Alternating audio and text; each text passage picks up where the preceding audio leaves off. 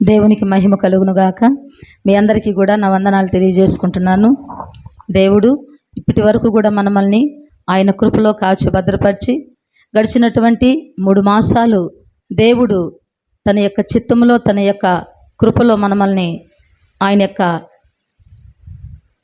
హస్తాల కింద దాచి కాపాడి మన పని బాట్లందు రాకపోకలందు మరి అన్ని విషయాల్లో దేవుడు మనకు సహాయం చేసి తోడుగా ఉండి మరి 4వ మాసంలో ఈ మొదటి పునరుద్ధాన దినములోనికి మనలందరినీ కూడా సమకూర్చి ఆయన సన్నిధిలో ఇప్పటి వరకు కూడా దేవుణ్ణి స్తుతించి ఘనపరిచి మహింపరిచి ఆయన ఆరాధించేటటువంటి భాగ్యమును ధన్యతను దీనులము దరిద్రులమైనటువంటి మనకు దేవుడు దయచేసినందుకు దేవుని నామమునకు కృతజ్ఞతాస్తుతులు చెల్లించుకుంటున్నాను. కాబట్టి మనము ఇప్పటి వరకు కూడా దేవుణ్ణి స్తుతించాము. దేవుని యొక్క వాక్యాన్ని మనము ధ్యానం చేసుకునిచుండగా అందరము కూడా చెవి ఎగ్గే వారముగా అందరము కూడా దేవుని మాటలకి మనము ఆసక్తి చూపేవారముగా, ఎందుకంటే దేవుని యొక్క మాటల్లో జీవం ఉండదు, దేవుని యొక్క మాటల్లో స్వస్థత ఉండదు, దేవుని యొక్క మాటల్లో నీతి ఉండదు, దేవుని యొక్క మాటల్లో యథార్థత ఉండదు. దేవుని యొక్క మాటలు మనల్ని పరలోక రాజ్యానికి మనల్ని ఆయుత్తపరిచేటివిగా ఉన్నాయి. మన బ్రతుకులు మార్చి మన జీవితాలను మార్చి మనల్ని ఒక సక్రమైనటువంటి మార్గంలో నడిపించేటివి దేవుని యొక్క మాటలు.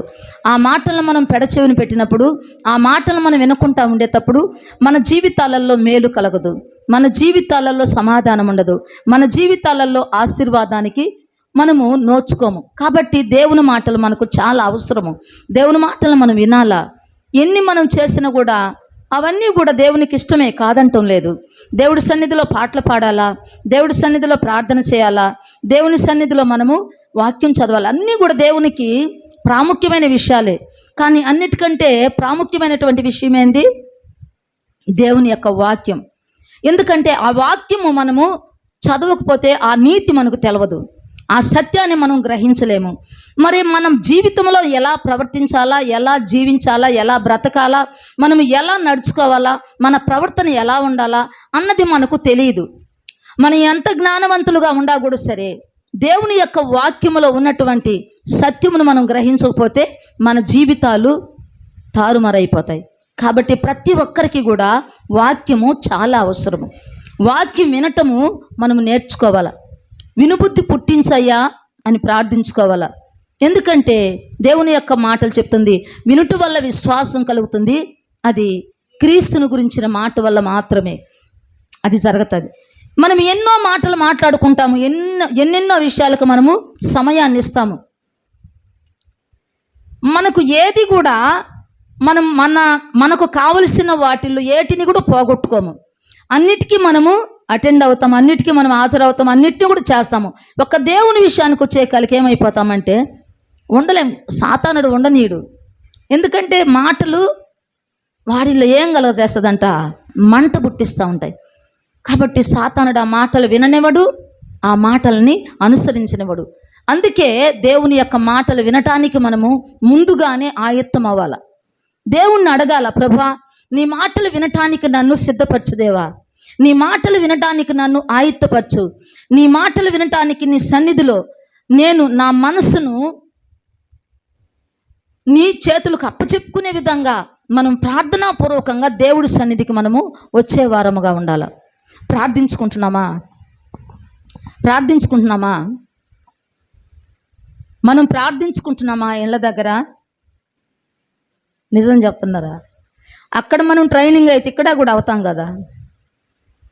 మన ఇళ్ళ దగ్గర మనం ప్రార్థనలో ఉంటే, మన ఇళ్ళ దగ్గర మనము వాక్యములో ఉంటే, మరి ఇక్కడక్కడ మనకు అదే అలవాటు అవుతుంది కదా.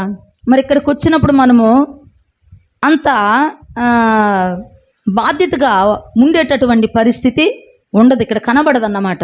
ఇక్కడికి వచ్చి ఏదో ముళ్ళ మీద కూర్చున్నట్టుగా, అంటే మనసుకి నెమ్మది లేకుండా, మనసు ఇక్కడ ఆనందించి సంతోషించి దేవుని మాటలు వినాలనే ఒక ఆసక్తి అనేది కనబడదు. ఇలా చూసినప్పుడు వాళ్ళల్లో ఆసక్తి అనేది కనబడాల. నీ గట్ట కనబడుతుందమ్మా మాలో ఉండే ఆసక్తి అనుకుంటారేమో, కనబడుతుంది. మీలో ఉన్న ఆసక్తి, మీకు వినాలనే ఆసక్తి, మీకు దేవుని విషయాలు తెలుసుకోవాలనే ఆసక్తి ఉంటే అది ఇక్కడున్న వారికి బాగా అర్థమవుతుంది. అది మీరు గ్రహించాలి. కాబట్టి దేవుని వాక్యానికి ఎప్పుడు కూడా మనము చెవినివ్వకుండా దేవుని వాక్యాన్ని నిర్లక్ష్యం చేసే వారముగా ఉండకూడదు. ప్రతిదానికి కూడా వాక్యమే అవసరము. మనం ఏది చేయాలన్నా, ఎలా ఉండాలన్నా వాక్యం మనకు ప్రధానమైనది. యోహాను సువార్త 16వ అధ్యాయము 33వ వచనం. నా యందు మీకు సమాధానము కలుగునట్లు ఈ మాటలు మీతో చెప్పుచున్నాను. లోకములో మీకు శ్రమ కలుగును, అయినను ధైర్యం తెచ్చుకొనుడి, నేను లోకమును జయించి ఉన్నాను అన్నాడు.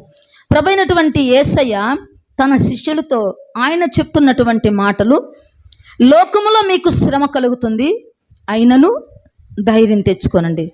శ్రమలంటే ఏదనుకుంటాం మనము?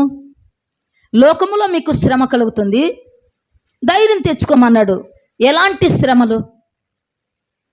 ఎలాంటి శ్రమలు? పౌలు గారు అంటున్నాడు, అగ్ని వంటి మహాశ్రమలు అంటున్నాడు. మరి మనము అలాంటి అగ్ని వంటి మహాశ్రమలను అనుభవిస్తున్నామా? అలాంటి పరిస్థితుల గుండా మనం వెళుతున్నామా? మనము మన జీవితాలలో మనం అనుకోవలసినటువంటి వాటిని ఏదైనా కూడా సమస్య అంటే మనము భరించలేనటువంటి వాటి, మనము జయించలేనటువంటి వాటిని సమస్య అంటాము. అవును కదా? మనము జయించలేని వాటిని, మనము ఎదురీతలేనటువంటి వాటిని, మనకు అసాధ్యమైనటువంటి వాటినే సమస్య, శ్రమలు అంటాము. కష్టము, బాధ, వేదన, దుఃఖము, ఇవన్నీ కూడా సమస్య ద్వారా మనము దేవుని చేత పరీక్షించబడుతున్నామా? దేవుని చేత మనము మేలును పొందుకుంటున్నామా? సమస్య వచ్చినప్పుడు మనము కృంగిపోతున్నామా? సమస్యలో మనము దేవుణ్ణి ఆనుకుంటున్నామా? దేవుని పైన ఆధారపడుతున్నామా?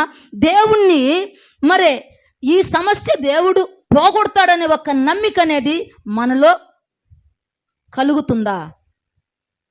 ఒక సమస్య పోవాలంటే అది దేవుడే, ఒక కష్టం పోవాలంటే అది దేవునికి మాత్రమే సాధ్యం. ఏ మనుషుల వల్ల కూడా ఆ సమస్య పోదు, ఏ మనుషుల వల్ల కూడా ఆ కష్టం తీరదు. ఎందుకంటే దేవుడు ఆశ్రయమును దుర్గమునై ఉన్నాడు, ఆపత్కాలంలో ఆయన నమ్ముకోదగిన సహాయకుడు. అది మనము నమ్మాల. అది మనము నమ్మినప్పుడు దేవుడు మన కష్టాన్ని, మన నష్టాన్ని, మన బాధను, మన దుఃఖాన్ని, మన వేదన అన్నిటిని కూడా పోగొట్టేటటువంటి శక్తి, సామర్థ్యత ఎవరిలో ఉందంట? దేవుళ్ళో ఉందంట. ఇప్పుడు దేవుణ్ణి నువ్వు ఆనుకుంటావా? మనుషులు నువ్వు ఆనుకుంటావా? దేవుని పైన నువ్వు ఆధారపడతావా? మనుషుల పైన నువ్వు ఆధారపడతావా? ఏ మనుషుడు నమ్మదగిన వాడు కాదు అంటుంది దేవుని యొక్క వాక్యము. ఏ మనుషుడు కూడా నమ్మదగినటువంటి వారు కాదు. కాబట్టి దేవుడే మనకు నమ్మదగినటువంటి దేవుడు. మన సమస్య ఏదైనా కూడా దేవుడి సన్నిధిలోనే మనము పెట్టేవారముగా ఉండాల. యోబు గ్రంథము 36వ అధ్యాయంలో ఒక మాట మనం చూద్దామమ్మా. 36వ అధ్యాయము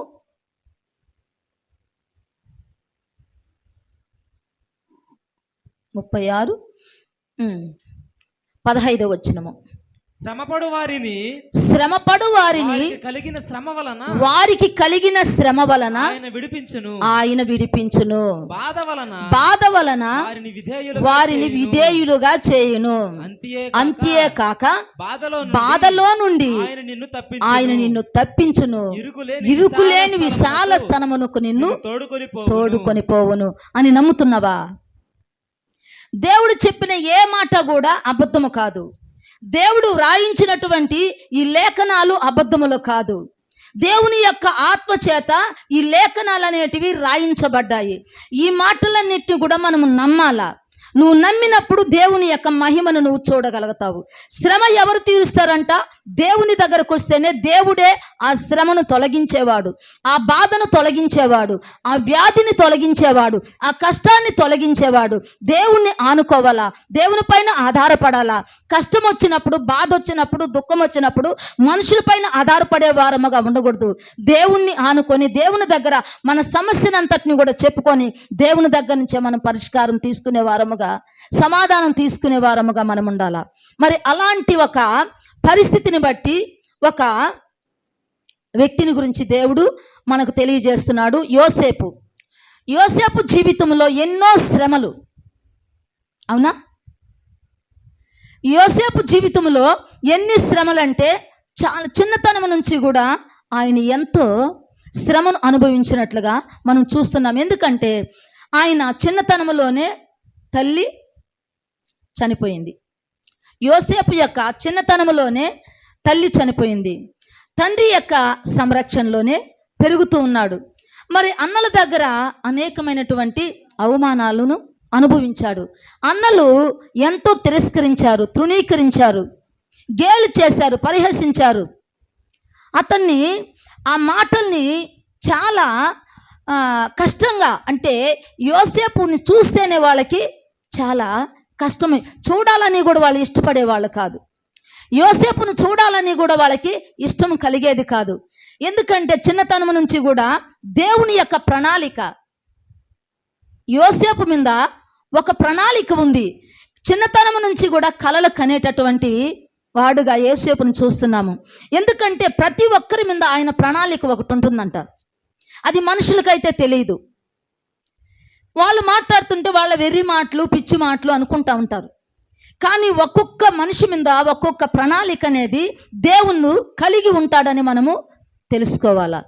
అదేవిధంగా యోసేపు మీద కూడా ఒక ప్రణాళిక దేవుడు కలిగి ఉన్నట్లుగా చిన్నతనం నుంచి కూడా జరగబోయేటటువంటి సంగతులను యోసేపుకు తెలియజేసేవాడుగా ఉన్నాడు. మరి ఆ విషయాలన్నీ కూడా చెప్తూ ఉన్నప్పుడు ఆయన మీద వారికి ఏం కలిగిందంట? అసూయ కలిగిందంట. అరే, కలలు చెప్పేవాడు వస్తున్నాడు రా అని చెప్పి చాలా తిరస్కారంగా మాట్లాడేవాళ్ళంట, తృణీకరించేవాళ్ళంట. అతని మీద వాళ్ళకి ఎటువంటి ప్రేమ లేకుండా అసూయ మాత్రమే పెరిగిందంట. ఈరోజు ఇవన్నీ కూడా మన జీవితంలో చేరినప్పుడు ప్రేమ అనేది కరువైపోతుంది. మన జీవితంలోనికి మనం ఏది తీసుకోవాలో దాన్ని మాత్రమే తీసుకోవాలా.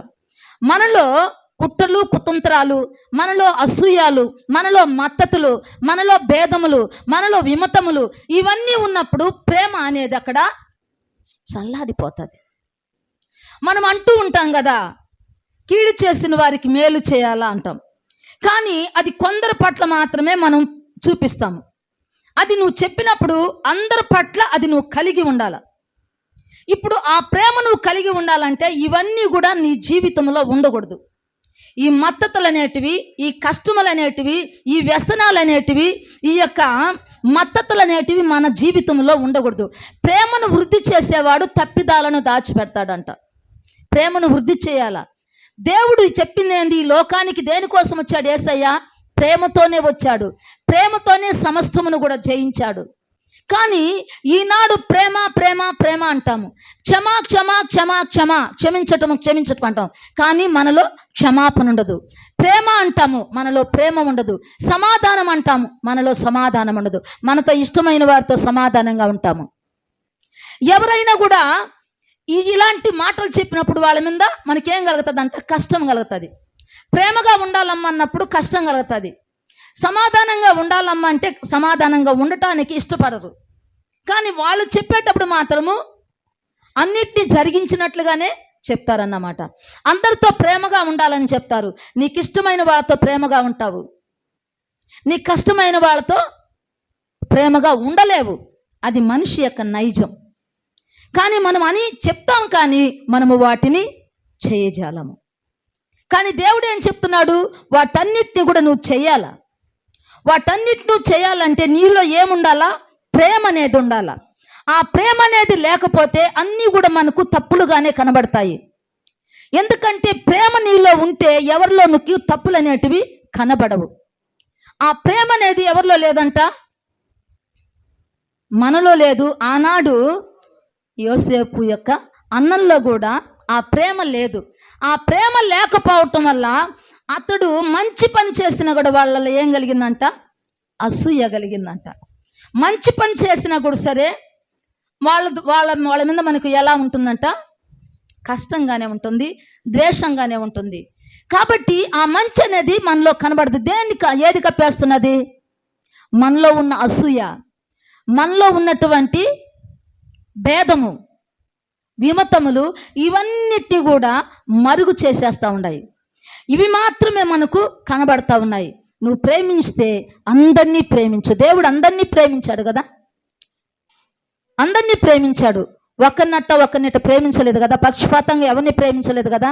నువ్వు ప్రేమ అని చెప్పేటప్పుడు నువ్వు అందరినీ ప్రేమించగలిగినటువంటి పరిస్థితుల్లో ఉంటే నా మాట నువ్వు మాట్లాడగలగడానికి యోగ్యత అనేది ఉంటుంది. ఆ మాట మాట్లాడే యోగ్యత మనకు లేనప్పుడు ఆ మాటను గురించి మనం ప్రస్తావించకూడదు. ఆ మాటను గురించి ఎవరికి కూడా మనము తెలియచేయకూడదు. నువ్వు ప్రేమించే మనసు ఉంటే క్షమించుకునే మనసు దేవుడు నీకు అనుగ్రహిస్తాడు. నీలో ప్రేమ అనేది లేకపోతే క్షమ అనేది నీలో ఉండదు. ఆనాడు ఆ అన్నంలో కూడా ప్రేమ అనేది లేకపోవటం వల్ల ఆ యొక్క యోసేపు మీద వాళ్ళకి ఏం కలిగిందంట? అసూయ కలిగిందంట. అతని మీద ఒక విముక్తి కలిగిందంట. అతడు అతను చూస్తుంటే కూడా అబ్బాయి ఈడు వస్తున్నాడు రా, కలలు కనేవాడా, ఈ నీడు హెచ్చించుకుంటున్నాడు ఎప్పుడు చూసినా.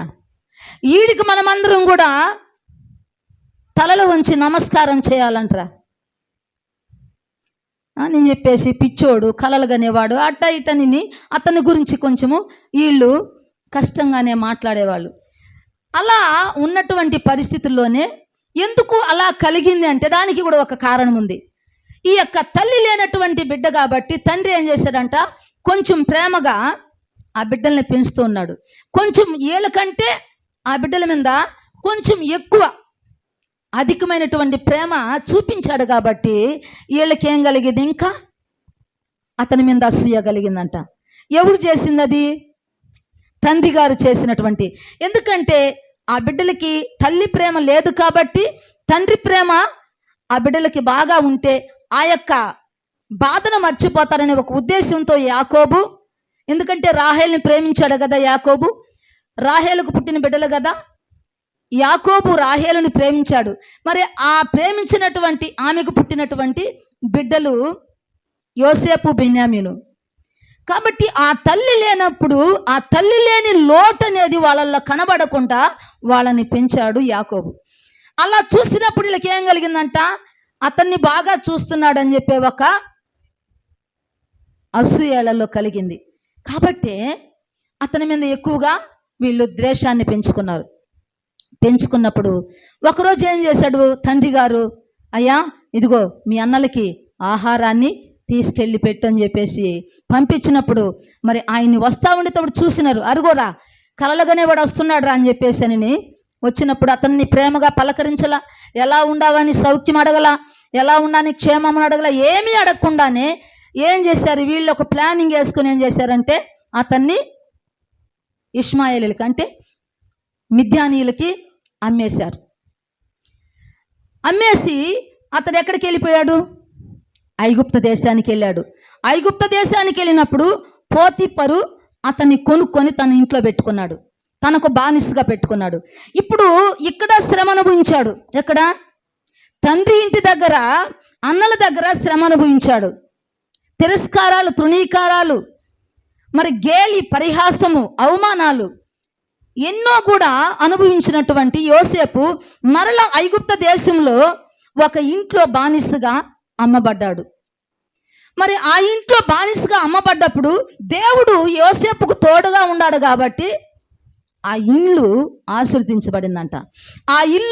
ఆ ఇంటికి సంబంధించిన ప్రతి విషయంలో కూడా వాళ్ళు ఆశీర్వదించబడ్డారంట. ఎందుకంటే దేవుడు యోసేపుకు తోడుగా ఉన్నాడు. ఇన్ని జరుగుతా ఉన్నా కూడా సరే దేవుడు యోసేపును మాత్రము వదల్లా. ఎందుకంటే ఈరోజు దేవుడు మనకు తోడుగా ఉంటేనే సమస్య అనేది రాదు అనుకుంటాం కదా. దేవుడు మనకు తోడుగా ఉంటే, మనతో ఉంటే సమస్య అనేది మనకు ఉండదు. దేవుడు నాకు తోడుగా ఉంటే, దేవుడు నాతో ఉంటే నాకెందుకు ఈ సమస్య, నాకెందుకు ఈ బాధ, నాకెందుకు ఈ కష్టం. దేవుడు నాతో లేడు, దేవుడు నా ప్రార్థన ఆలకించడం లేదు, దేవుడు నాకు సహాయం చేయటం లేదు, దేవుడు నన్ను ఆదరించటం లేదు, దేవుడు నాకు ఏ విధంగా కూడా నా మనసుకి నెమ్మది కలగజేయటం లేదనే ఒక బాధ, నిట్టూర్పులు మనతో ఎప్పుడు కూడా మనల్ని సతమతం చేస్తూ ఉంటాయి. కానీ ఒకటి మాత్రం గ్రహించలేం మనము, దేవుడు మనకు తోడుగా ఉంటేనే. యేసయ్య ఉన్న నావలోనే ఏమొచ్చిందంట? తుఫాన్ వచ్చింది. యేసయ్య ఉన్నాడు కదా, మరి ఎందుకు వచ్చింది ఆ నావకి కష్టం? ఎందుకు వచ్చింది? యేసయ్య ఉన్నాడు అక్కడ, మరి ఎందుకు వచ్చింది సమస్య?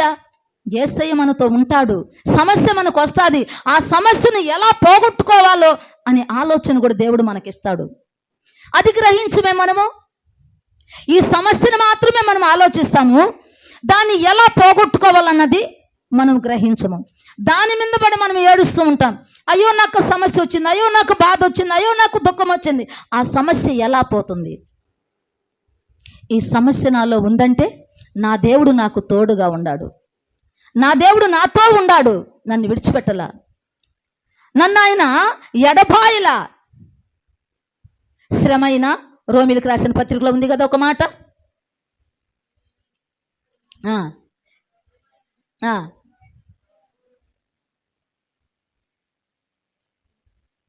పైన 8వ అధ్యాయము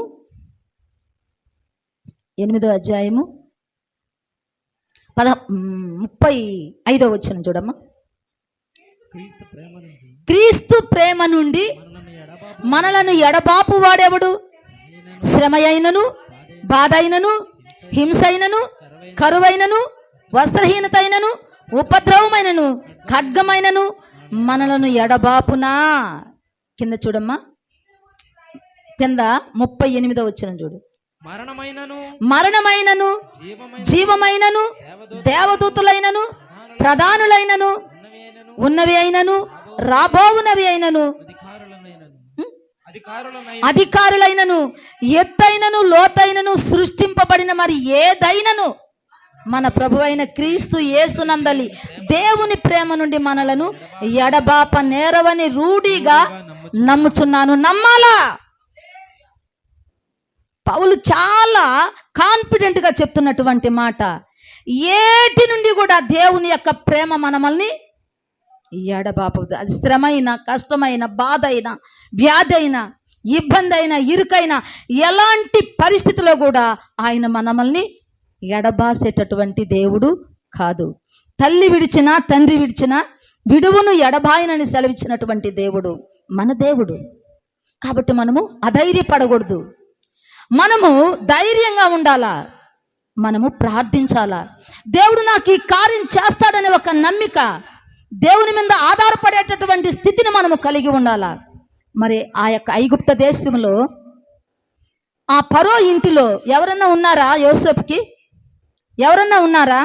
అన్నలు ఉన్నారా? తల్లి ఉండరా? తండ్రి ఉండా? బంధువులు ఉండారా? ఎవరున్నారు? స్నేహితులు ఉన్నారా? ఎవరు లేరు. ఒంటరిగా ఉన్నాడు, తెలియనటువంటి ప్రజల మధ్య. ఎవరైంది తెలియదు, ఎవరితో ఏం మాట్లాడాలో తెలియదు, ఎవరితో ఎలా ఉండాలో తెలియదు, ఎవరు ఎలాంటి వారో తెలియదు. అయినా కూడా అలాంటి మనుషుల దగ్గరికి తీసుకెళ్ళి నిలబెట్టాడు దేవుడు.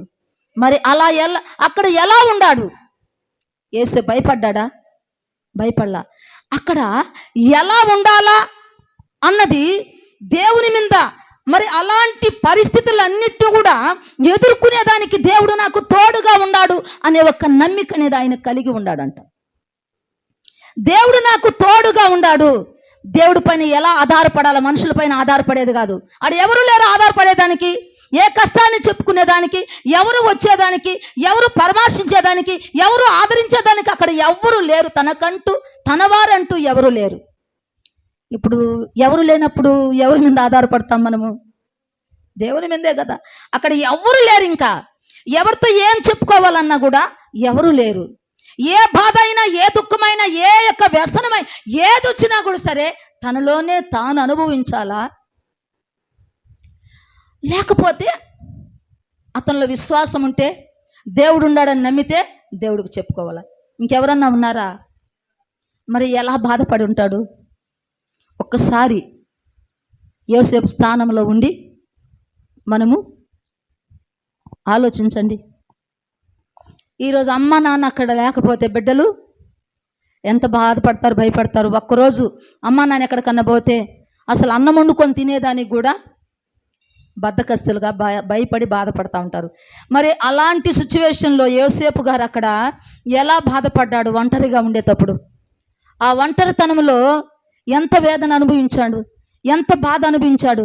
మరి అలాంటి పరిస్థితిలో కూడా దేవుడు అతనికి తోడుగా ఉండి నడిపిస్తున్నటువంటి ఆ సమయంలో కూడా అక్కడ ఒక భయంకరమైనటువంటి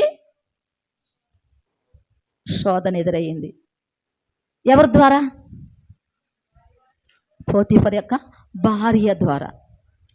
ఆమె యొక్క పరిస్థితిని బట్టి చాలాసార్లు ఆయన తప్పించుకొని దేవుని యొక్క ఆలోచనతో దైవ జ్ఞానము కలిగి చాలా భక్తితో భయముతో అక్కడ ప్రవర్తిస్తూ వచ్చాడు.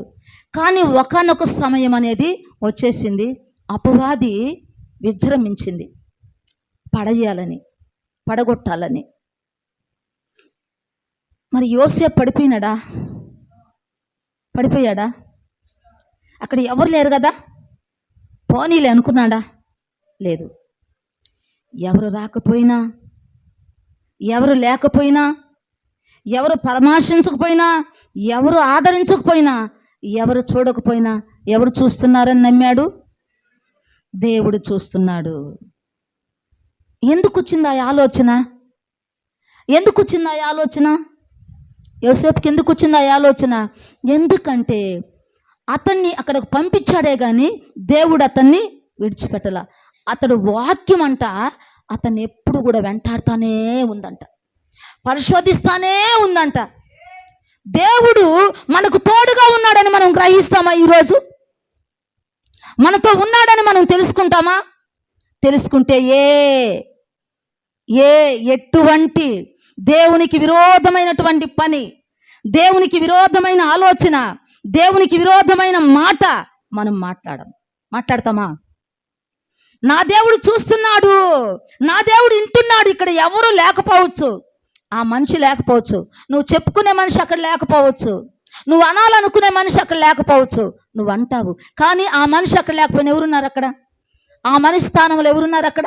దేవుడు ఉన్నాడు. అది నువ్వు గుర్తించాలా, అది నువ్వు గమనించాలా. దేవుడు ఉన్నాడు. నా మాట ఇక్కడ దేవుడు వింటున్నాడు. నేను చేసే పని దేవుడు చూస్తున్నాడు. నేను నడిచే నడత దేవుడు చూస్తున్నాడు. నేను మాట్లాడే మాట దేవుడు వింటున్నాడు అని ఒక భయము.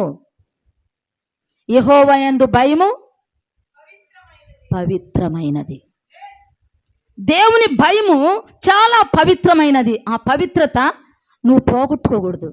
నీ నోటి మాట వల్ల కూడా పవిత్రతను పోగొట్టుకోకూడదు. ఎందుకంటే యోబు గారు తన నోటి మాట వల్ల కూడా ఎలాంటి పొరపాటు చేయలేదు అని సాక్ష్యం పొందుకున్నాడు. ఈరోజు నువ్వు ఎక్కడ నీ నోటిని వదిలిపెట్టేస్తున్నావు ఒకసారి ఆలోచించు.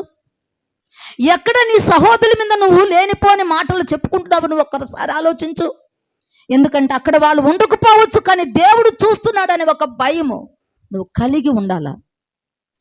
ఏది చేయాలన్నా దేవుడు అక్కడ ఉన్నాడు, దేవుడు చూస్తున్నాడు, దేవుడు వింటున్నాడు. దేవుడికి ఏది కూడా మరుగై ఉండదు, మరుగు చేయబడదు. సమస్తమును చూసేటటువంటి దేవుడు. ఎందుకంటే సామెతలు 15వ అధ్యాయము 3వ వచనంలో చూడమ్మా.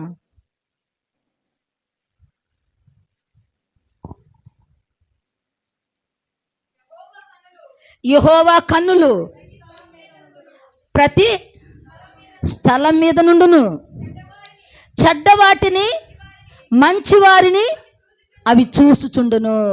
యెహోవా కన్నులు ప్రతి స్థలం మీద ఉంటాయంట. ప్రతి స్థలం మీద ఉంటాయి. అవి మంచి వారిని చూస్తున్నాయి, చెడ్డ వాటిని చూస్తున్నాయి.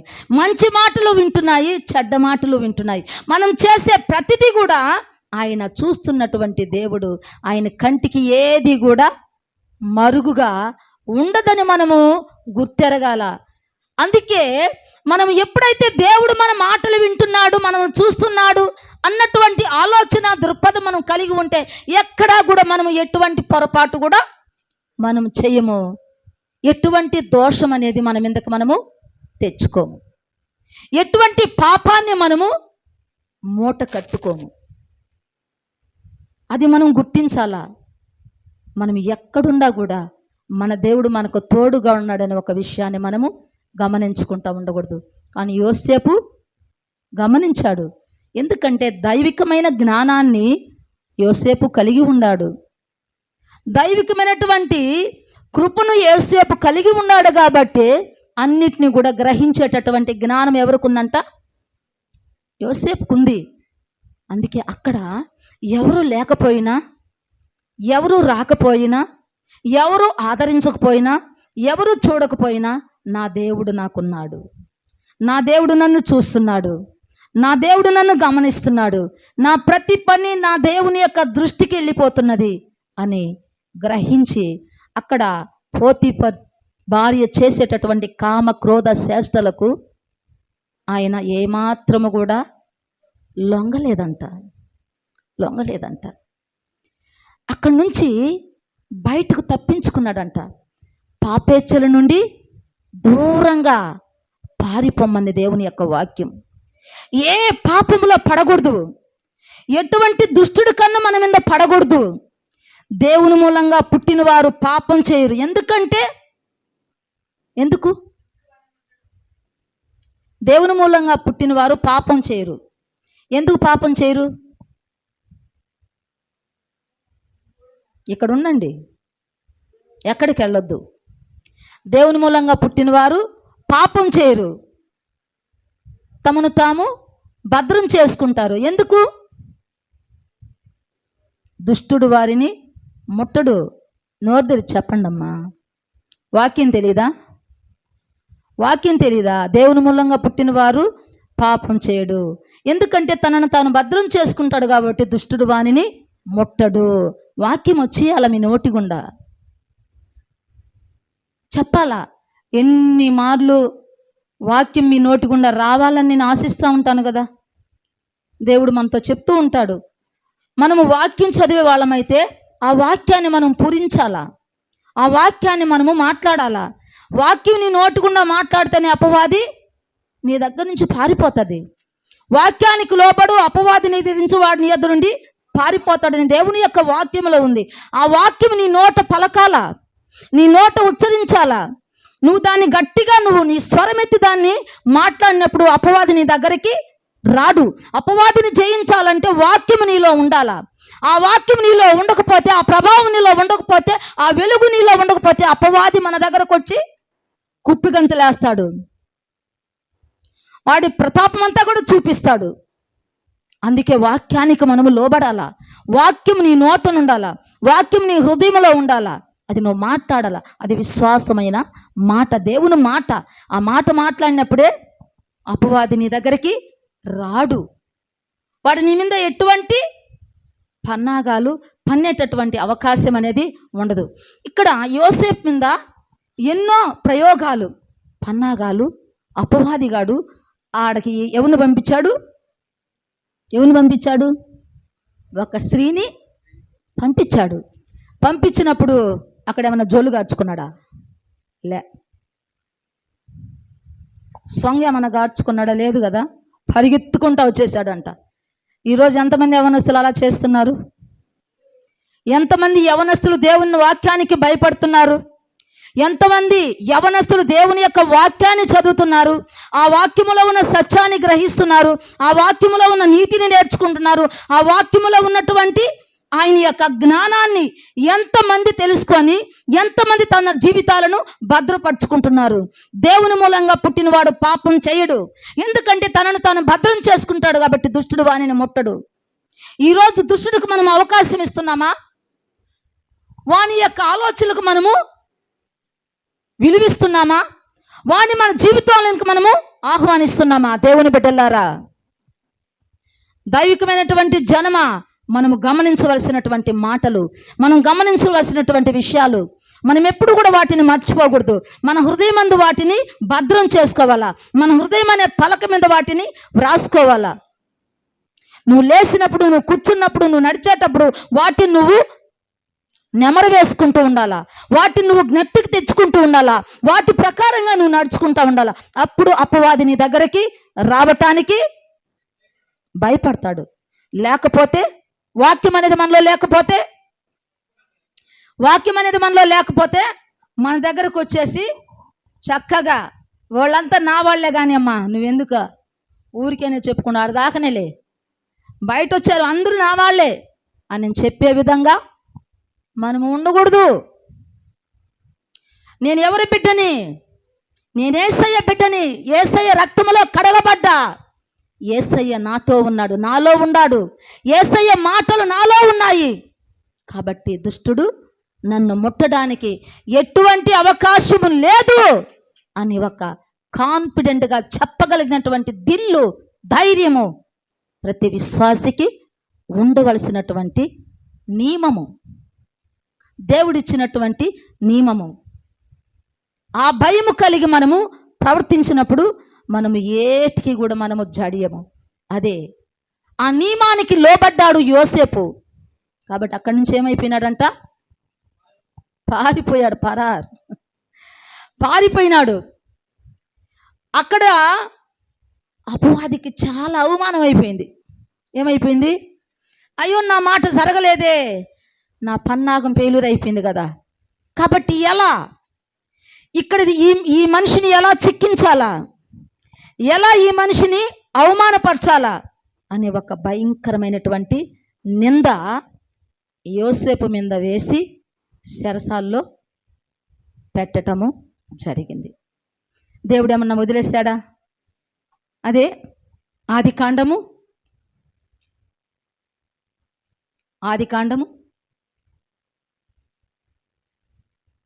వీటన్నిటిని కూడా ఆయన చూస్తూ ఉన్నాడు, అన్నిటిని కూడా గమనిస్తూ ఉన్నాడు.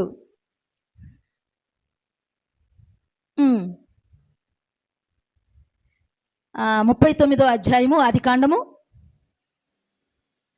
20వ వచనం చూడమ్మా. అతనిని పట్టుకొని రాజు ఖైదీలు బంధింపబడు చెరసాలలో వేయించెను. అతడక్కడ చెరసాలలో ఉండెను. అయితే యెహోవా యోసేపునకు తోడై ఉండి అతని యందు కనికరపడి అతని మీద ఆ చెరసాల యొక్క అధిపతికి కటాక్షం కలుగునట్లు చేసెను. మరి ఇక్కడ దేవుడు ఆ యోసేపుకి ఎక్కడా కూడా ఆయన చెయ్యి విడిచిపెట్టలేదు. దేవుడు తోడుగానే ఉన్నాడు. అందుకే ఏ పాపంలో కూడా పడల, ఎటువంటి దుష్టుడి యొక్క పన్నాగములో పడకుండా దేవుడు తప్పిస్తూ ఉన్నాడు, కాపాడుతూ ఉన్నాడు. ఎందుకంటే దేవుని మాటకు లోబడ్డాడు. దేవుడు నన్ను చూస్తున్నాడనే ఒక జ్ఞానాన్ని కలిగి యోసేపు ప్రవర్తిస్తున్నాడు. కాబట్టి దేవుడు అతనికి తోడుగా ఉండి ఆ చెరసాలలో కూడా అతనిదే ప్రధానత్వాన్ని అక్కడ ఆయనే మెయింటైన్ చేసేటటువంటి పరిస్థితిని దేవుడు ఆ చెరసాల అధిపతి ద్వారా కలగజేశాడు. మరి అక్కడి నుంచి ఆ చెరసాల్లో ఉన్నాడు. చెరసాల చేత అక్కడ బాధించబడ్డాడు. నొప్పి కొన్ని కీర్తనలో మనం చదివినట్లయితే అక్కడ ఆ చెరసాలలో ఆయన సంఖ్యల చేత బాధించబడ్డట్టుగా మనము చూస్తున్నాం. మరి అక్కడ ఎలా జరిగిందో మనకు తెలియదు. యోసేపుని ఏ రీతిగా అంటే ఒక కాని పని చేసినప్పుడు వారి మీద ఎలాంటి పరిస్థితి కలగజేస్తారో మనము ఒకసారి ఆలోచించాల. దేవుడు మరి అక్కడ యోసేపుకు తోడుగా ఉన్నాడు కాబట్టి అలాంటి విపత్తు నుంచి, అలాంటి పరిస్థితి నుంచి కాపాడి ఆ చెరసాల అధిపతికి అతని మీద జాలి కలిగేటట్టు, కనికరం కలిగేటట్టు చేసి అక్కడ కూడా ఆయన ప్రధానుడిగా ఉండేదానికి సహాయం చేసినాడు. శ్రమ అనేది మనల్ని ఏ రీతిగా మనల్ని ముందుకు నడిపిస్తాదో, ఏ రీతిగా మనకు మేలు చేస్తాదో వాటిని సహించినప్పుడు మాత్రమే మనము వాటిని తెలుసుకోగలము. ఇంత శ్రమకి అంత శ్రమకి మనం కుమిలిపోతూ ప్రార్థన చేయకుండా, దేవుణ్ణి ఆనుకోకుండా, దేవుని దగ్గరకు రాకుండా, దేవునికి చెప్పుకోకుండా మనము మన యొక్క స్వనీతితో, సొంత ఆలోచనతో మనం చేసేటటువంటి ప్రతి ప్రయత్నం కూడా ఏమైపోతుందంట? విఫలమైపోతుంది. ఆ శ్రమ ద్వారా మనకిచ్చేటటువంటి ఆశీర్వాదాన్ని మనము పోగొట్టుకుంటాము. ఎందుకంటే ఆ శ్రమ ద్వారా నీకు ఒక ఆశీర్వాదాన్ని ఆయన ఇవ్వాలనుకుంటున్నాడు. ఆ శ్రమల ద్వారా యోసేపుని ఏ రీతిగా హెచ్చించాడు? అక్కడ కరువు పెట్టటము, యోసేపు యొక్క జ్ఞానం అక్కడ అవసరమైంది. మరి దేవుడు అక్కడ కరువు ఎందుకు కలగజేశాడు? యోసేపు అక్కడ గుర్తించబడాలా, ఆయన దేవుని బిడ్డగా గుర్తించబడాలా, అక్కడ ఆయన ప్రధానుడుగా కనబడాలా. ఈయన విషయాలు చాలా ఉన్నాయి. దేవుడికి ఆయన పట్ల ఉద్దేశాలు ఉన్నాయి. ఆయన ఎలా ఎప్పుడు ఆయన్ని హెచ్చించాలో, ఎప్పుడు ఆయన్ని చూపెట్టాలో, ఎప్పుడు ఆయన్ని గణపరచాలో ఆయనకి తెలుసు. ఈరోజు మన పట్ల దేవుడు అదే ఉద్దేశాన్ని కలిగి ఉన్నాడు. ఎక్కడ ఏ విధంగా నిన్ను హెచ్చించాలో, ఏ విధంగా నిన్ను గణపరచాలో, ఏ విధంగా నిన్ను దీవించాలో, ఏ విధంగా నిన్ను ఆశీర్వదించాలో, ఎప్పుడు సమయము కాలములు ఎవరి దగ్గర ఉన్నాయంట? తండ్రి స్వాధీనంలో ఉన్నాయి. మనము ఊరికనే బాధపడిపోతే ఎట్ట? శ్రమించినప్పుడు అనుభవించాలి కదా. ఆ శ్రమ అనుభవిస్తేనే కదా దాని ద్వారా నీకు వచ్చే ఆశీర్వాదం అనేది పొందగలుగుతావు. అప్పుడు దేవుని యొక్క దృష్టిలో నువ్వు ఉంటావు. ఆ శ్రమకు మనం తట్టుకోలేకపోతే, ఆ శ్రమకు తాళుకోలేక యోసేపు పరిగెత్తేశాడా? లేదు కదా. అన్నిటినీ అనుభవించాడు. అన్నల ద్వారా వచ్చిన శ్రమను అనుభవించాడు. ఇక్కడ పోతిఫర్ యొక్క ఇంటిలో తన భార్య చేసినటువంటి ఆగం, అక్కడ చేసినటువంటి ఆ యొక్క నిర్వాకం అంతటిని కూడా ఆయన సహించాడు, ఓర్చుకున్నాడు. ఎందుకంటే నా నిర్దోషత్వం ఎవరికి కనబడుతున్నది? ఏ మనుషులకి కనబడాల్సిన అవసరం లేదు. ఎవరు మనల్ని మెచ్చుకోవాల్సిన అవసరం లేదు. ఎవరు మనల్ని గణపరచాల్సిన అవసరం లేదు. ఎవరి దగ్గర మనకు ఖ్యాతి, పేరు, ప్రతిష్టలు రావాల్సిన అవసరం లేదు. దేవుడే నిన్ను హెచ్చించాలన్నా, దేవుడే నిన్ను గణపరచాలన్నా, దేవుడే నిన్ను గొప్ప చేయాలన్నా ఆయన చేతిలోనే ఉంది. మన కాలగతులు ఆయన చేతిలో ఉన్నాయి. మన యొక్క భవిష్యత్ అంతటిని కూడా ఆయన చేతిలో ఉంది. కాబట్టి యోసేపు యొక్క భవిష్యత్ ఎవరి చేతిలో ఉందంట? దేవుని యొక్క చేతిలో ఉంది. ఆయన్ని గొప్ప చేయాలో, గణపరచాలో, ఎప్పుడు ఆయన ప్రజలకు చూపించాలో అన్నది ఆయన యొక్క సంకల్పంలో, ఆయన యొక్క చిత్తంలో, ఆయన యొక్క ప్రణాళికలో ఉంది. కాబట్టి యోసేపు ఎలా ఉన్నాడు? ఆ శ్రమలన్నిటికీ కూడా ఏం చేశాడంట? తట్టుకొని, తాళ్ళుకొని ఆయన నిలబడి వాటన్నిటిని కూడా సహిస్తున్నాడు. అప్పుడు దేవుడు అనుకోకుండా ఐగుప్తు దేశాన్ని ఏం కలుగజేశాడంట? కరువు వచ్చినప్పుడు యోసేపు యొక్క అవసరం అక్కడ వచ్చేసింది. ఎందుకంటే ఆ చెరసాల్లో ఇద్దరున్నారు, భక్ష్యకారుడు, పానదాయకుడు. వాళ్ళిద్దరికి కలలు వచ్చినప్పుడు, వాళ్ళిద్దరి కలలు యోసేపుకు చెప్పినప్పుడు, ఆ కలలకు భావాన్ని యోసేపు వాళ్ళకి తెలియజేసినట్టు, యోసేపు ఏ విధంగా అయితే చెప్పినాడో అదే విధంగా రాజు దగ్గర ఆ కలల భావాలు వాళ్ళకు జరగటము. ఈ కలలు చెప్పినప్పుడు వాళ్ళతో ఒక మాట అంటాడు, ఏదైనా ఒక పరిస్థితిలో నన్ను జ్ఞాపకం చేసుకోమన్నాడు. మరి ఆ యొక్క పానదాయకుడు జ్ఞాపకం పెట్టుకొని మరి రాజుగారికి ఒక భయంకరమైనటువంటి కళ వచ్చినప్పుడు యోసేపుని అక్కడ జ్ఞాపకం చేయటం జరిగింది. దేవుని జ్ఞాపకాలలో మనం ఎప్పుడు ఉంటామమ్మా? శ్రమలో ఉండామని దేవుడు మనల్ని వదిలిపెట్టలేదు. శ్రమలో ఉంటుంటే దేవుడు నాకు తోడుగా లేడు అనుకోబాకండి. నేను ఈ విధంగా శ్రమనుంటుంటే నా దేవుడు ఎందుకు చూడటం లేదు అనుకోబాకండి. నువ్వు ఎక్కడ ఏ రీతిగా మొరపెడుతున్నావో, ఏ రీతిగా అంగలారుస్తున్నావో, ఏ రీతిగా రోధిస్తున్నావో, నీ మనసు ఏ రీతిగా నలిగిపోతున్నదో, నీ మనసులో ఏ రీతిగా దుఃఖిస్తున్నావో, నువ్వు ఏ రీతిగా ఆయనకి నువ్వు ప్రార్థన చేస్తున్నావో, నీ మూలుగులు, నీ దుఃఖం అంతా కూడా దేవునికి బహుతేటగా కనబడుతున్నది. దేవుడు నన్ను చూడటం లేదని ఎవరు కూడా నిరాశపడొద్దు, ఎవరు కూడా బాధపడొద్దు. దేవుడు మన ప్రతి పరిస్థితిని చూస్తున్నటువంటి దేవుడు, మన యొక్క ప్రతి సమస్యను చూస్తున్నటువంటి దేవుడు, మన ప్రతి విషయాన్ని చూస్తున్నటువంటి దేవుడు. కానీ ఆలస్యం అవుతున్నదని మనము బాధపడకూడదు. ఆలస్యం అవుతున్నది, నాకు సహాయం దొరకటం లేదని బాధపడకూడదు. కానీ అవి మనకు పాఠాలు. జరగబోయేటటువంటి ఆ ముందు కాలంలో ఇవన్నీ కూడా మనకు పాఠాలు నేర్పించేటివి, మనల్ని పురిగొల్పి, మనల్ని స్థిరపరిచి ఒక దృఢమైనటువంటి విశ్వాసంలో నిలబెట్టేటివే ఈ శ్రమలు. ఆ శ్రమలు చేసినాయని మనతో దేవుడు లేడని మనము అహోపడకూడదు. దేవుడు లేడు నాతో అని మనము అనకూడదు మన నోటితో, నా దేవుడు నాకు తోడుగా ఉన్నాడు, అందుకే ఈ శ్రమ, అందుకే ఈ బాధ, అందుకే ఈ దుఃఖం. ఎందుకంటే ఆ శ్రమ పెట్టడం వల్లే దేవునికి మనము చాలా దగ్గరగా వెళ్ళిపోయాము. ఆ శ్రమ అనేది లేకపోతే, ఆ బాధ అనేది లేకపోతే, ఆ దుఃఖం అనేది లేకపోతే దేవుని నువ్వు తలుసుకుంటావా? దేవుని దగ్గరకు వస్తావా? దేవుని నువ్వు ఎరుగుతావా? లేదు కదా. నీ బిడ్డ చెప్పిన మాట అనుకుంటా వెళుతూ ఉన్నప్పుడు నీ బిడ్డను వదిలేస్తావా? నువ్వు వదలవు కదా. ఒక దెబ్బ కొట్టి నీ దగ్గర, అంటే నీ బిడ్డ మీద నీకు ప్రేమ లేదా? ప్రేమ ఉండి కొట్టావా? ప్రేమ లేక కొట్టావా? ప్రేమతోనే కొట్టావు కదా. అదేవిధంగా ప్రేమతోనే మనమల్ని కూడా ఒక శ్రమను పెట్టి మనమల్ని సరిచేయటానికి, మన అవిధేయతల్ని మనము దేవుడి దగ్గర ఒప్పుకొని వాటిని విడిచిపెట్టడానికి, ఏ పొరపాటు మనలో లేకుండా, ఏ కళంకం మనలో లేకుండా, ఎటువంటి నింద లేని వారముగా, నిందారహితులుగా ఆయనలో మనం ఉండాలా. ఆయన నిందలేనటువంటి దేవుడు, ఆయన నమ్ముకున్న మనము కూడా, మన మీద కూడా ఎలాంటి దోషం అనేది ఆరోపించబడకూడదు. మనం నిర్దోషులుగా ఉండాలా, నిష్కళంకులుగా ఉండాలా, నిందలేని వారముగా ఉండాలా. యోసేపులో ఏమన్నా నిందలు ఏమన్నా ఉన్నాయా? లేవు కదా. మరి యోసేపును దేవుడు కాపాడా? మరి ఆ కరువు ఎందుకు రప్పించాడు? తెలుసా ఎవరికన్నా? ఎందుకు రప్పించాడు? ఐగుప్తు దేశంలో మళ్ళీ అలాంటి సందర్భంలో ఎందుకు ఆ కరువు రావటానికి కారణమైంది? ఎందుకు తెలీదా?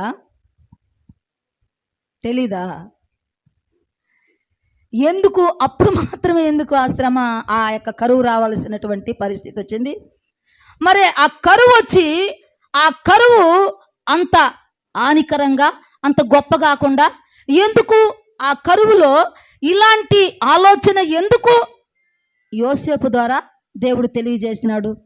యోసేపును అక్కడ కనపరచాలనే కదా, యోసేపును అక్కడ చూపించాలనే కదా.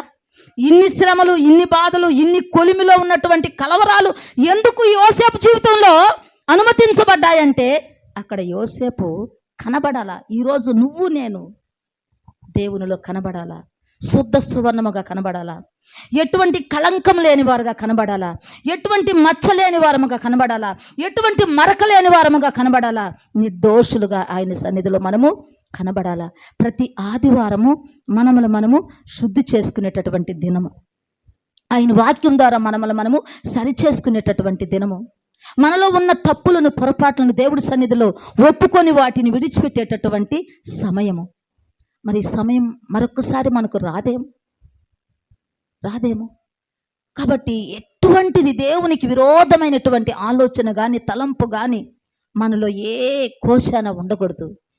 మన చేతనైతే దేవుని పనికి మనము సహాయపడేవారముగా ఉండాలా. దేవుని యొక్క పరిచర్య కొరకు మనము ఎప్పుడు కూడా సిద్ధపాటు కలిగినటువంటి వారముగా మనం ఉండాలా. దేవుణ్ణి ఆనుకునేటటువంటి వారముగా ఉండాలా. ఏ కష్టం వచ్చినా, ఏ బాధ వచ్చినా, ఏ దుఃఖం వచ్చినా, ఏ వ్యాధి వచ్చినా, ఏ సమస్య వచ్చినా అది ఎవరితో చెప్పుకోలేనటువంటి పరిస్థితి మనలో కలిగిన మన దేవుడు మనకు చాలినంత దేవుడు. దేనికైనా కూడా సరే నువ్వు భయపడొద్దు.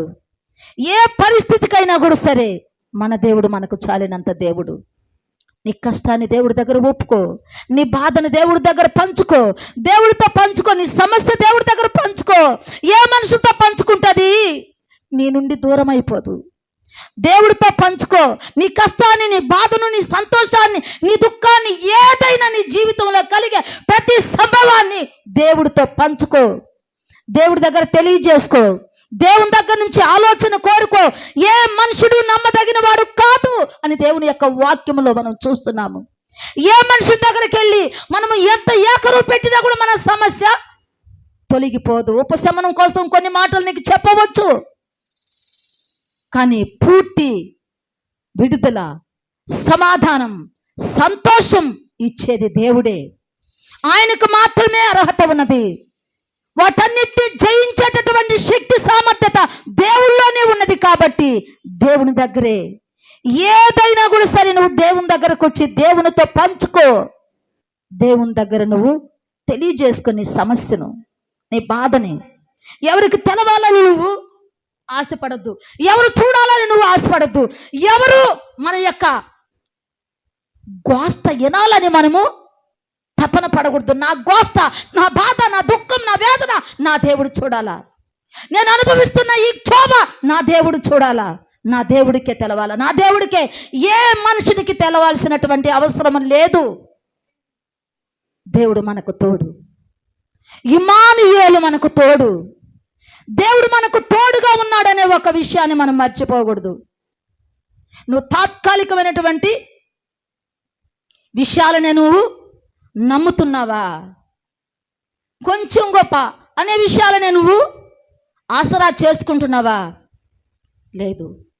దేవుడు అన్ని విధాలుగా నీకు సహాయం చేయగలిగినటువంటి దేవుడు, యోసేపుకు తోడుగా ఉన్నటువంటి దేవుడు, ఈనాడు మనకందరికీ కూడా తోడుగా ఉన్నటువంటి దేవుడు.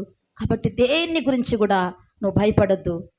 మరి ఆ కరువు ఎందుకు కలుగజేశాడు? యోసేపును అక్కడ చూపించాల తన యథార్థత, తనలో ఉన్న దైవత్వము, తనలో ఉన్న దైవ జ్ఞానము అక్కడ అందరికీ కూడా అది ప్రయోజనకరంగా ఉండాలా అన్నది దేవుని యొక్క సంకల్పం, దేవుని యొక్క చిత్తం. మన పట్ల ఆయన ఒక సంకల్పం, ఒక చిత్తం, ఒక ఆలోచన కలిగి ఉన్నాడు. కాబట్టి మనం దేంట్లో కూడా తొందరపడకుండా, దేంట్లో కూడా మనము దేవుణ్ణి మనం నిష్ఠూరంగా మాట్లాడకుండా, దేవుడు నాకు సహాయము, దేవుడు నాకు తోడు, ఏ సమస్యలోనైనా, ఎటువంటి సమస్య అయినా నా దేవుడు దాన్ని తొలగించేటటువంటి శక్తి కలిగినటువంటి దేవుడు. కాబట్టి నా దేవుణ్ణి ఆనుకున్నప్పుడు, నా దేవుని పైన ఆధారపడ్డప్పుడు నాకు సమాధానం కలగజేస్తాడనే ఒక నమ్మిక, అనే ఒక విశ్వాసం, అనే ఒక యథార్థత, అనే ఒక ఆసరా దేవుడి మీద పెట్టుకున్నప్పుడు దేవుడు నిన్ను వట్టివాడుగా, వట్టిదానిగా చేయడు. నమ్మిన వారికి ఆయన ఎప్పుడు కూడా కేడెముగా ఉంటాడు. నమ్మిన వారికి ఎప్పుడు కూడా ఆయన తోడుగా ఉంటాడు. నమ్మిన వారికి ఎప్పుడు కూడా ఆయన ఏ మేలు చేయకుండా వెనక తీసుకునే దేవుడు కాదు. అట్టి మాట కూడా ఆయనలో లేదు. కాబట్టి ఎప్పుడు కూడా మన యొక్క క్షేమం కొరకు, మన యొక్క భద్రత కొరకు, మన యొక్క సుఖము కొరకు, మన యొక్క జీవితం కొరకు ఆయన ఈ లోకానికి వచ్చి ఆ కలవరిలో మరణించినట్టుగా మనం చూస్తున్నాం. అట్టి దేవుడు మనకు తోడుగా ఉండగా మనం ఎందుకు భయపడాలా? ఏది మనల్ని ఎడబాపు నేరదు. దేవుని ప్రేమ నుండి మనల్ని ఏది కూడా వెడము చేయలేదు. కాబట్టి ఆయన ప్రేమ మీద, ఆయనలో ఉన్నటువంటి కృప మీద నువ్వు ఆశ పెట్టుకొని నువ్వు ప్రార్థన చేసినప్పుడు దేవుడు సహాయం చేస్తాడు. అటువంటి కృప ఈ మధ్యాహ్న కాల సమయమందు మనకందరికీ కూడా దేవుడు దయచేయాలని ప్రార్థన చేసుకుందాం. నిర్దోషమైనది, నిష్కలంకమైనది, నిర్దోషమైనది, నిష్కలంకమైనది, మనుషులలో దూతలలో లేనే లేనిది, మనుషులదో దూతలదో కానే కానిది, మనుషుల రక్తము, పరిశుద్ధ రక్తము, యేసు రక్తము, రక్తము, యేసు రక్తము, పరిశుద్ధ రక్తము, యేసు రక్తము, అది దైవ రక్తము, యేసు రక్తము, అది దైవ రక్తము, యేసు రక్తము, అది దైవ రక్తము, నిర్దోషమైనది.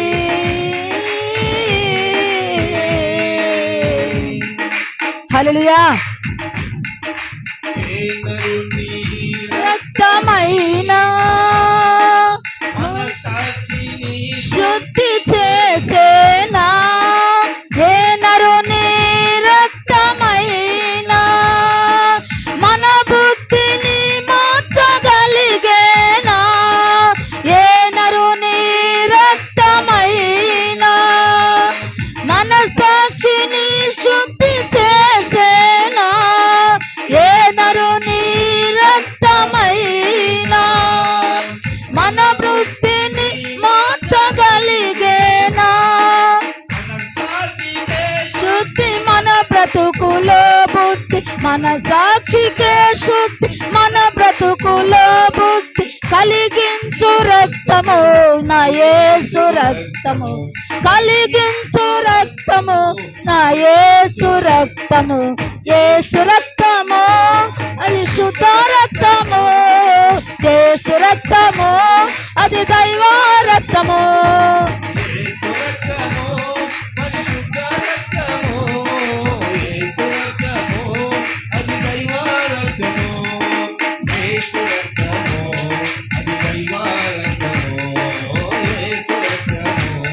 అది దైవ రక్తము, నిర్దోషమైనది,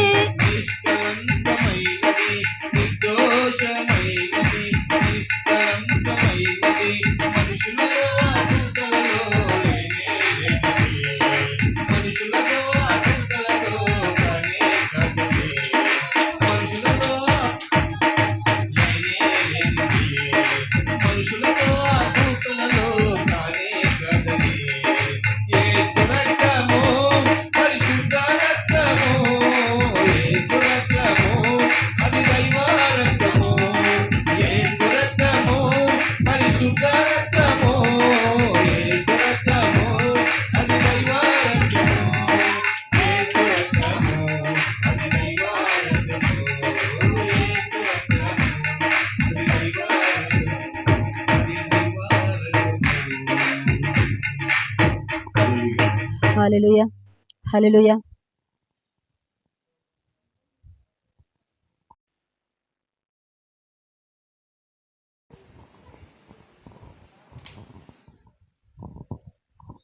ప్రార్థన చేసుకుందాము, అందరం కూడా మోకరిస్తాం. స్తోత్రం నాయన, పరిశుద్ధుడా నీకే స్తోత్రమయ్యా, స్తోత్రమయ్యా, స్తోత్రమయ్యా, స్తోత్రమయ్యా, స్తోత్రమయ్యా, స్తోత్రమయ్యా, స్తోత్రమయ్యా, స్తోత్ర నాయన. పరిశుద్ధాత్మ దేవుడా నీకు వందనాలు, స్తోత్రాలు తండ్రి నాయన. ప్రభువా నీకు వందనాలయ్యా, స్తోత్రాలు నాయన. అయ్యా నువ్వెంతైనా కూడా నాయన నమ్మదగిన దేవుడు నా తండ్రి నాయన. నిన్ను ఆనుకున్న వారికి నాయన పూర్ణ శాంతినిచ్చే దేవుడు నా ప్రభా.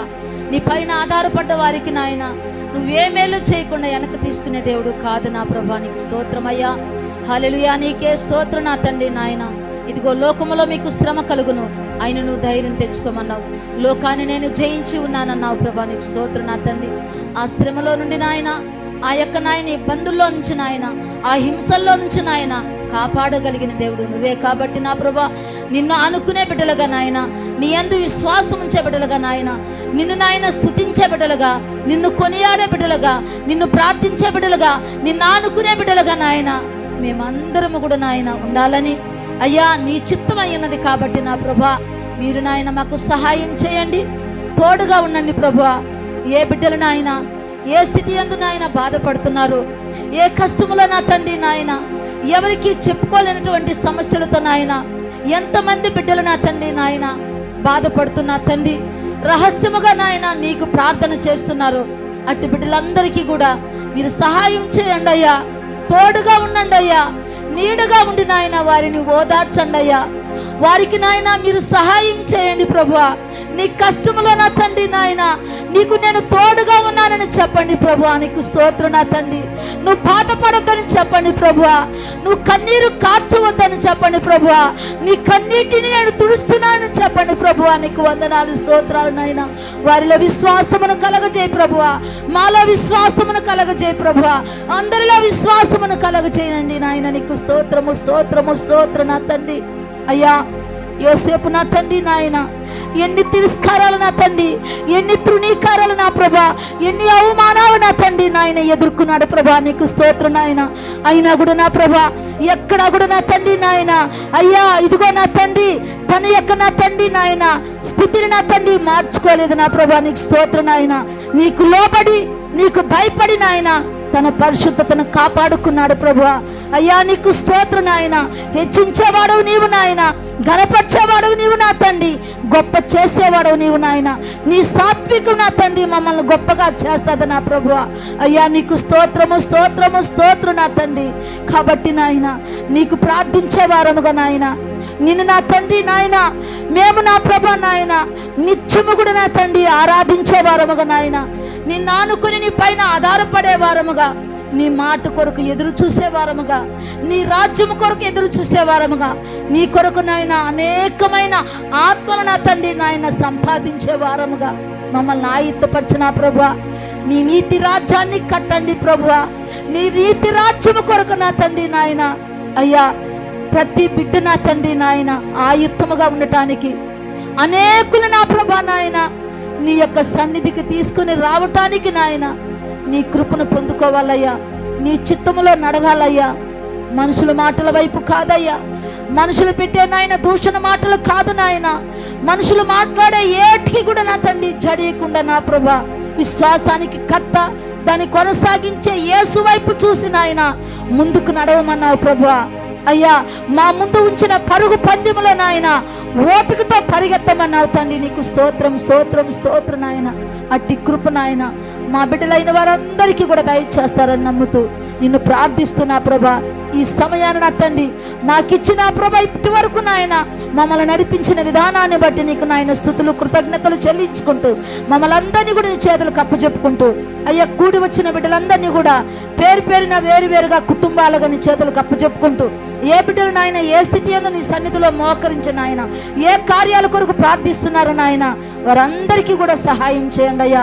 అదేవిధంగా ఇదిగో నాయన చదువుకున్న బిడ్డలు అయ్యా 10th నాయన ఇదిగో ఇంటర్ రాసిండే బిడ్డలు నా తండ్రి నాయన అయ్యా వారికి మంచి ఉత్తీర్ణతను దయచేసి నాయన అయ్యా మీ నామాన్ని మహింపరచుకోమని నా ప్రభా చదువుకునే ప్రతి బిడ్డని నీ చేతులకు అప్పచెప్పుకుంటూ ప్రార్థన సహాయం కోరిన ప్రతి బిడ్డని చేతులకు అప్పచెప్పుకుంటూ మమ్మల్ని అందరినీ కూడా నీ చేతులకు అప్పచెప్పుకుంటూ ఈ మట్టుకు తోడుగా ఉన్న దేవుడా ఇక ముందు కాలం కూడా మీరే మాకు తోడుగా ఉండి నడిపించి సహాయమును దయచేయమని నీ రాకడ పర్యంతరము నీలో నమ్మకంగా ఉండి నా ప్రభా నీ రాజ్యము కొరకు నాయన ఆయుత్తమయ్యేటటువంటి కృప భాగ్యం ధన్యత నాయన మాకందరికీ దయచేస్తావని ప్రభువైనటువంటి యేసుక్రీస్తు నామములో వేడుకొని ప్రార్థిస్తున్నాము తండ్రి.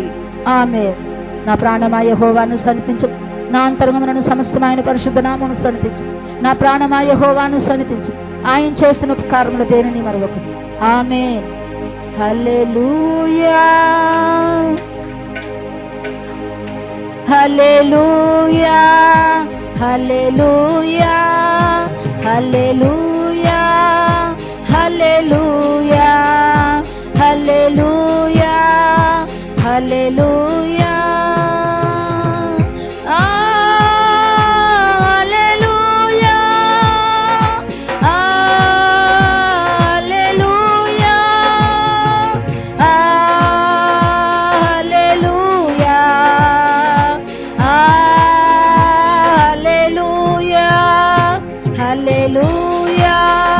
హల్లెలూయా హల్లెలూయా హల్లెలూయా